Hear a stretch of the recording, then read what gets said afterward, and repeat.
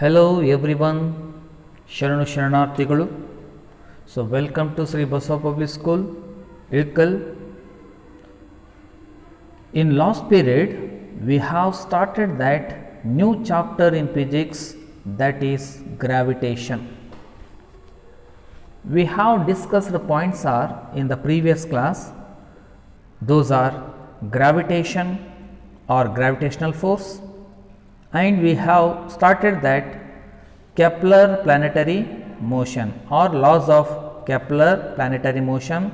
Out of these three laws, we have discussed that first law of Kepler. Now I will revise or I will do revision of gravitational force or gravitation. The force of attraction between any two particles in the universe is called gravitation or gravitational force. Have you remembered in the previous class all the points? Okay, so let's start that the remaining points which are the today we are planned for this class. So let's we start. So now here we are seeing in our slide Kepler's law. Johannes Kepler gave the following three laws to explain the motion of the planets. So we have started in the previous class, only one law was explained in that time. Again we will discuss this law. So that is law of orbit in the planetary motion. So total we have seen in our solar system 8 planets are there. These 8 planets are moves around the sun in an elliptical orbit with the sun at one of the focus of the orbit. Here you observe that the planet Earth is there. This planet is revolving or around the sun in the elliptical orbit and focus towards the sun with the sun at one the focus of the orbit. So it is a very simple law. So the planet moves around the sun in an elliptical orbit with the sun at one of the focus of the orbit or foci of the orbit. So this one is we have studied in the previous class. So let's we go for second law of Kepler's. Here second law of Kepler given that between the planets and in the sun, that is law of areas. The line joining the sun and planet sweeps out equal area in equal interval of the time. So here the planets are revolving around the sun. It takes that equal area in equal interval of the time, where it takes, let a planet moves from position A, okay, to B in the time t, and it moves from position X to position Y in the same time t.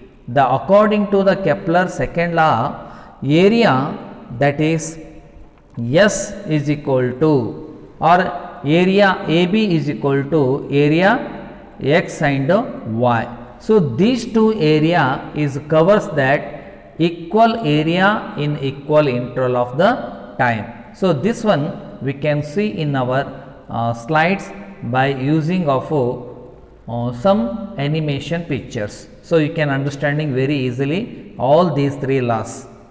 And next, once again I will say this law, the line joining the sun and planet sweeps out equal area in equal interval of the time. Okay. So let's we see in the next slide.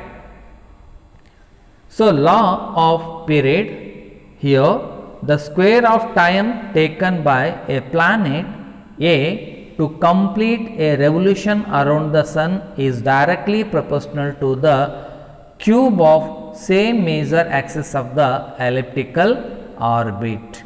Here not a square, cube. So the cube of semi major axis of the elliptical orbit. So that is So here T is directly proportional to the R, or T is equal to constant R cube, or that is T square divided by T cube is equal to constant. So these are the three important laws of planetary motion explained by Mr. Johannes Kepler. So we can see the related video from these laws only. Okay.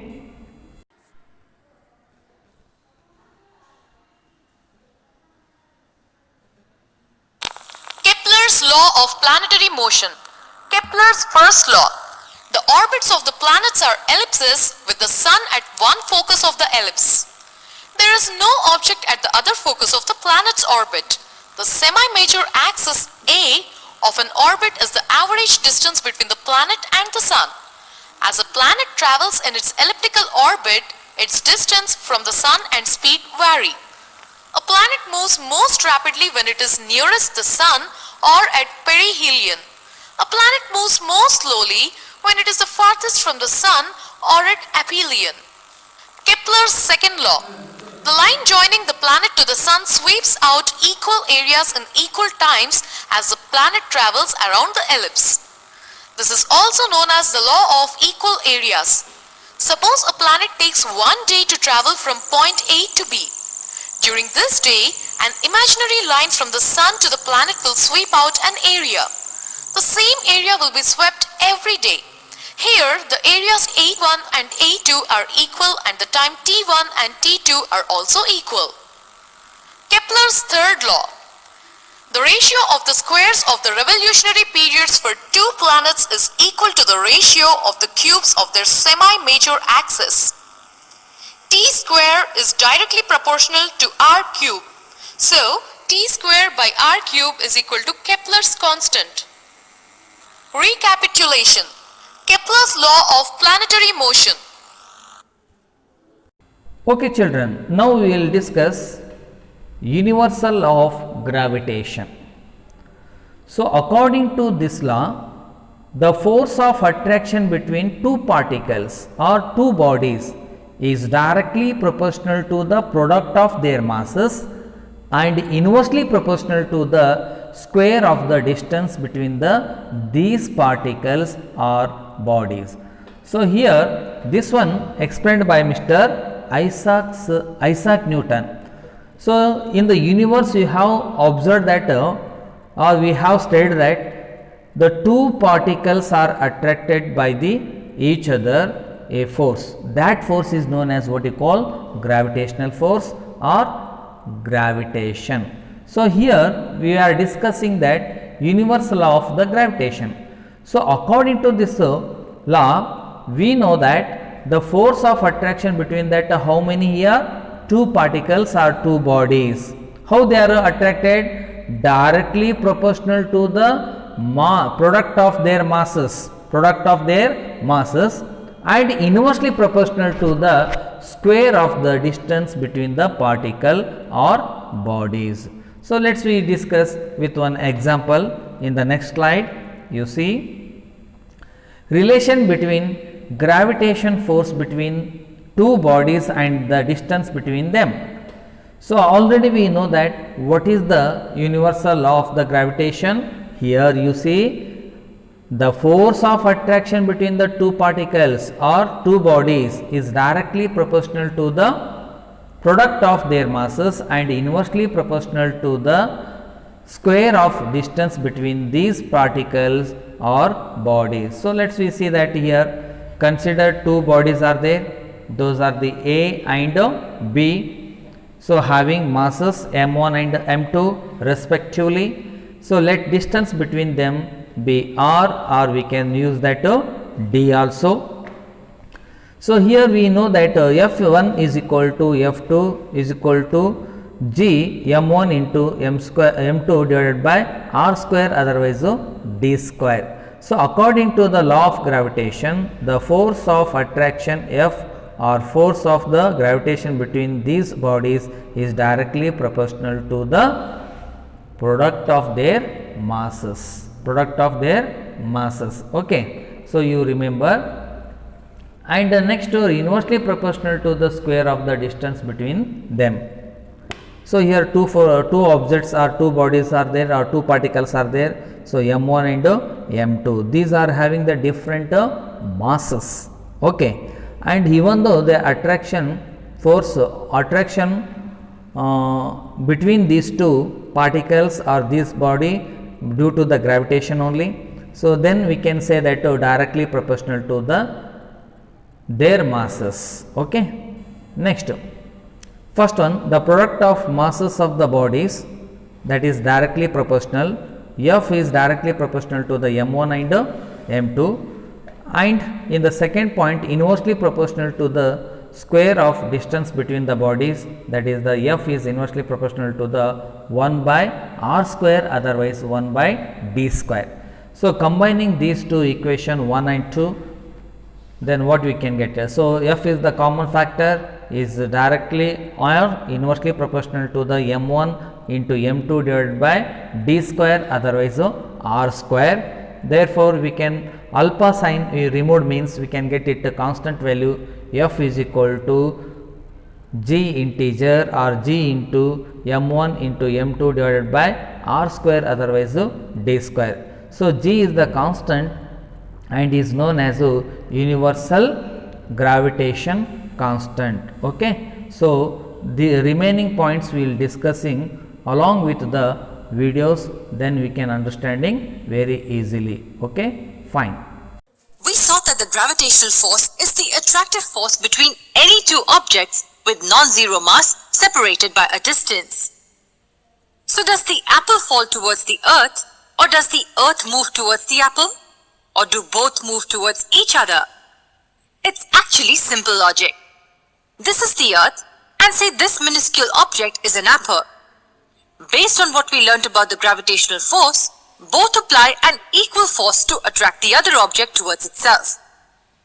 So if the forces are equal, which one will accelerate more? Based on the Newton's second law, we know that the force applied is the product of mass and acceleration. So the acceleration will equal force over the mass. The acceleration is inversely proportional to the mass. If the mass is more, the acceleration will be lesser. As the mass of the earth is much more than the mass of the apple, it is the apple that accelerates towards the earth and not the other way around. Hope that makes it clear. Now the question is, how do we quantify this force? To understand this, we need to understand a simple concept. And this simple concept is called the universal law of gravitation. Say there are two objects A and B separated by a distance d. The distance between the centers is considered the distance between the two objects and not this distance. Assume that the mass of object A is m1 and that of object B is m2. As object A is bigger, let's assume m1 to be bigger than m2. The universal law of gravitation says that every object in the universe attracts every object with a force which is directly proportional to the product of their masses and inversely proportional to the square of the distance between them. Let me repeat. The force is directly proportional to the product of their masses and inversely proportional to the square of the distance between them. With this data, we can write it mathematically like this. So if the mass of any of the objects increases, the gravitational force will have more magnitude. And more the distance between the two objects, the lesser will be the gravitational force. Directly proportional to the product of the masses and inversely proportional to the square of the distance between them. This can be written as F equals G times m1 times m2 over d squared. G here is the constant of proportionality and is called the universal gravitational constant. The equation can be modified and written as G equals F times d squared over m1 times m2. The value of G was found out by Lord Henry Cavendish using a torsion balance. The universally accepted value of G is 6.673 times 10 raised to negative 11. What will be the units of G? Force is newtons As the distance is in meters, we have meters squared, and as the mass is measured using kilograms, we multiply this with kilograms raised to -2. This is the value of the universal Thank gravitational you, my dear constant. students. Sharanu Sharanathiru.